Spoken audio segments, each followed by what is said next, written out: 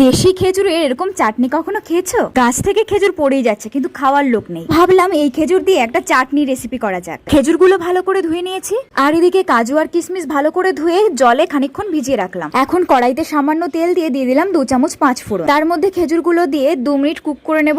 বন্ধুরা, এরকম আরো ইউনিক রেসিপি দেখতে আমার চ্যানেলটা তাড়াতাড়ি সাবস্ক্রাইব করে দাও। এখন এর মধ্যে 3 কাপ জল ও 3 কাপ চিনি দিয়ে ভালো করে নেড়ে ঢাকা দিয়ে রেখে দিতে হবে। চিনি আর জলটাকে ভালোভাবে ফোটানোর জন্য প্রায় 10 মিনিট ভালো করে এইভাবে এটাকে কুক করে নিতে হবে। খেজুরের মধ্যে যাতে মিষ্টিটা ভালোভাবে যায় তার জন্য আমি খুন্তি দিয়ে একটু থেতো করে নিয়েছিলাম। এরপর জলটা এমন কমে আসলে কাজু আর কিশমিশ গুলো এর মধ্যে দিয়ে দিলাম, আর মৌরি, শুকনো লঙ্কা ও গোলমরিচের গুঁড়ো দিয়ে ভালো করে নেড়ে নামিয়ে নিলাম। এখন আমার স্পেশাল খেজুরের চাটনি রেডি।